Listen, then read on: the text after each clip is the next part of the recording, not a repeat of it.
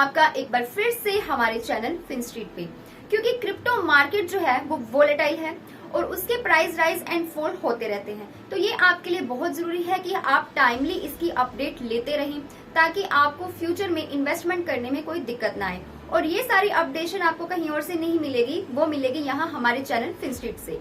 तो उसके लिए आप कर लीजिए हमारे चैनल को लाइक, शेयर एंड सब्सक्राइब। तो चलिए करते हैं आज की न्यूज हेडलाइन से स्टार्ट। पराडा लॉन्च करेगा इथेरियम बेस्ड एनएफटी कलेक्शन को। इंडियन गवर्नमेंट अपने कंसल्टेशन पेपर के साथ क्रिप्टो करेंसीज को लेकर बिल्कुल है तैयार।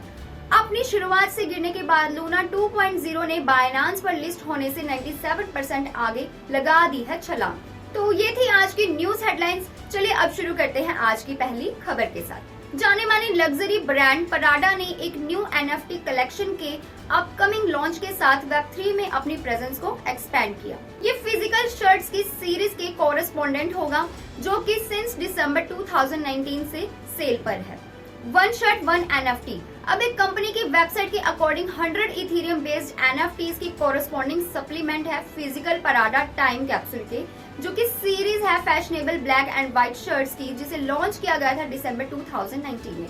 अब क्या है इसका मतलब मैं आपको बताती हूँ। अब इस फिजिकल प्रोजेक्ट में 100 जेंडर न्यूट्रल शर्ट्स इंक्लूड है जो कि डिजाइन है इन कोलैबोरेशन विद आर्टिस्ट कैजिस हर्स्ट के साथ, जो कि बेटे हैं डैमिन हर्स्ट के, और वो डायरेक्टली अभी लिंक करने वाले हैं, डायरेक्टली अभी जुड़ने वाले हैं एयर ड्रॉप एनएफटीज के साथ। एवरी टाइम कैप्सूल ड्रॉप जो है वो लिंक करता है both gender neutral physical product के साथ और एक गिफ्टेड एनएफटी के साथ, जो कि एक GIF कैप्सूल वीडियो है जो रिप्रेजेंट करता है डिजिटल वर्जन को फिजिकल आइटम के।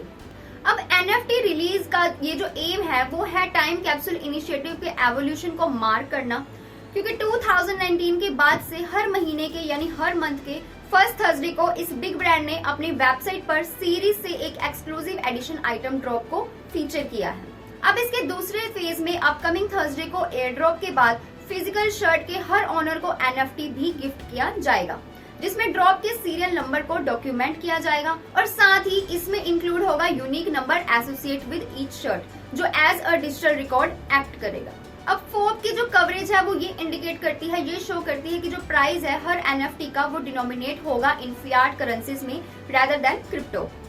अब इस कवरेज में नोट करने वाली बात ये है कि unlike its primary competitor Gucci, जो मेनली टारगेट करता है वेब 3.0 को गेमिंग कम्युनिटीज के साथ, वही जो पराडा है वो फोकस करता है मेटावर्स रेफ्यूजनिक्स के साथ, जो कि नेटिवली इंटरेस्टेड नहीं है वेब 3.0 में और ब्लॉकचेन टेक्नोलॉजी में, क्योंकि ये ट्राई करता है इंटीग्रेट करने के लिए एनएफटी को into pre established physical items. इस तरह से इसका जो एम है वर्चुअल वर्ल्ड को बिल्ड करना है अराउंड इट्स लॉयल और existing customers.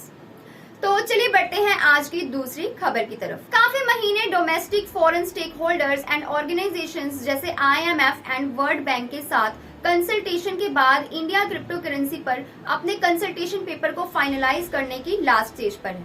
According to the Ajay सेठ, गवर्नमेंट ने कहा है कि वो फेयरली रेडी है। उनका कहना है कि इंडिया जो है वो उसको रेगुलेशंस की तरफ ध्यान देना चाहिए जो कि इम्प्लीमेंट हुई है दूसरी कंट्रीज में, ये डिसाइड करने से पहले कि वो इस वास्ट इंडस्ट्री को किस तरह से रेगुलेट कर सकती है। तो जो कंसल्टेशन पेपर है वो फेयरली रेडी है डीप डाइव करने के लिए, और इसके लिए उन्होंने ना ही जिस डोमेस्टिक इंस्टीट्यूशन के साथ, स्टेक होल्डर्स के साथ, बट ऑल्सो वर्ल्ड बैंक के साथ भी कंसल्टेंट की है एंड इंटरनेशनल मॉनिटरी के साथ भी उन्होंने इस बारे में बातचीत की है। सो वो ऐसा उम्मीद करते हैं कि वो जल्दी इस पोजीशन पर होंगे जब वो कंसल्टेशन पेपर को फाइनलाइज कर पाएंगे। तो एक हार्श क्रिप्टो टैक्स लॉज ने इंट्रोड्यूस किया है एनुअल बजट को इस साल, जो कि जल्दबाजी में हैस्टली पास्ड हो गया without any recommendation from experts and stakeholders. अब जिसकी वजह से क्या हुआ, कई इन्वेस्टर्स जो थे वो लोकल एक्सचेंजेस से दूर हो गए। अब न्यू रूल्स के अकॉर्डिंग अगर मैं बात करूं तो क्रिप्टो करेंसी से जो भी प्रॉफिट आपको होने वाला है उस पर 30% टैक्स लागू होने वाला है। वहीं दूसरी साइड जो ये प्रोविजन है, अगर आपको कोई अनक्लेम्ड लॉसेज है तो उसको बिल्कुल भी सेट ऑफ नहीं किया जाएगा, ऐसा कोई भी प्रोविजन नहीं बना है।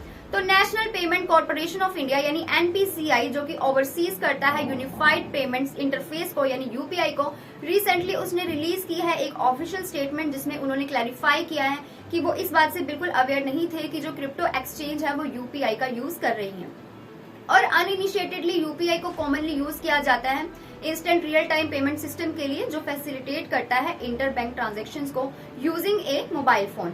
अब ये स्टेटमेंट बड़ी स्ट्रेंज है, ये बात बड़ी स्ट्रेंज है कि पहले से ये जो डोमेस्टिक क्रिप्टो प्लेयर्स थे इंक्लूडिंग वजीरेक्स ऑलरेडी ये ऑफर कर रहे थे यूपीआई सर्विसेज को वाया मोबाइल वॉलेट्स की। अब जल्द ही ये जो यूपीआई सर्विसेज है अदर एक्सचेंजेस के लिए जो कि सर्व की जा रही थी कंट्री की क्रिप्टो इकोसिस्टम को, वो डिसेबल कर दी गई है।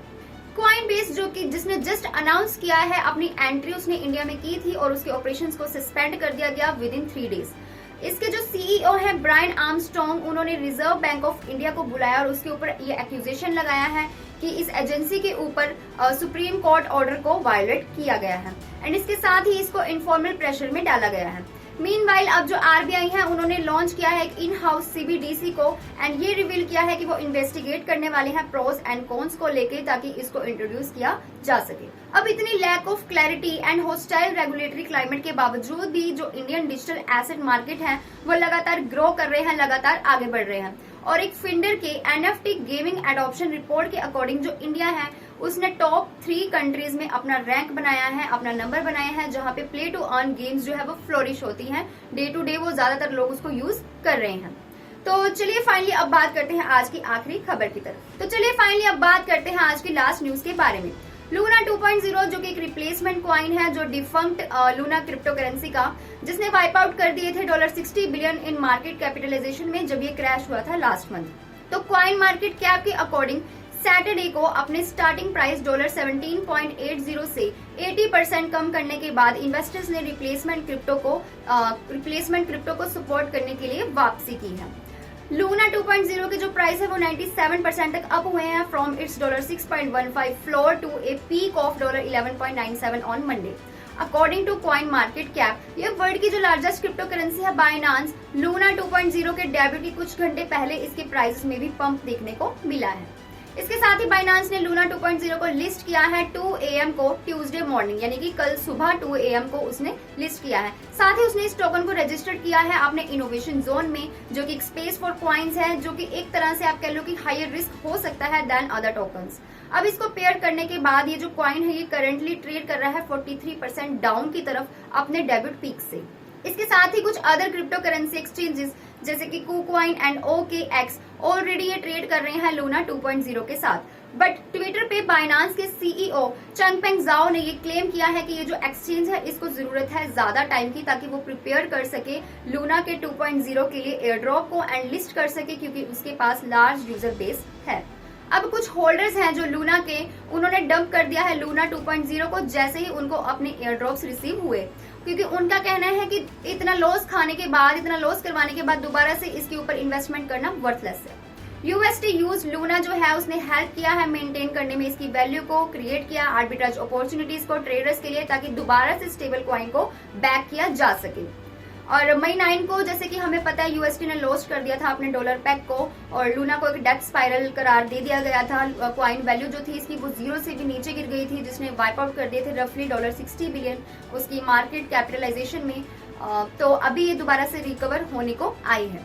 But so called lunatics fans जो हैं टेराफॉर्म लैब्स के एंड लूना क्रिप्टो करेंसी के, उनको अभी भी ये उम्मीद है कि ये जो इसकी जो जितना भी लॉस हुआ है इसको ये दोबारा से रिकवर कर लेगा इस न्यू प्रोजेक्ट के थ्रू।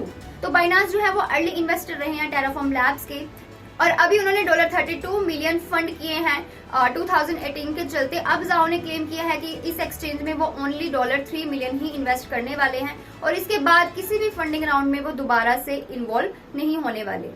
तो ये थी आज की crypto news. I hope you like this video. आपके क्या विचार हैं इन न्यूज के बारे में नीचे कमेंट सेक्शन में जरूर शेयर करें और ऐसे ही इन्फॉर्मेटिव वीडियोस के लिए स्टे ट्यून्ड विद फिनस्ट्रीट।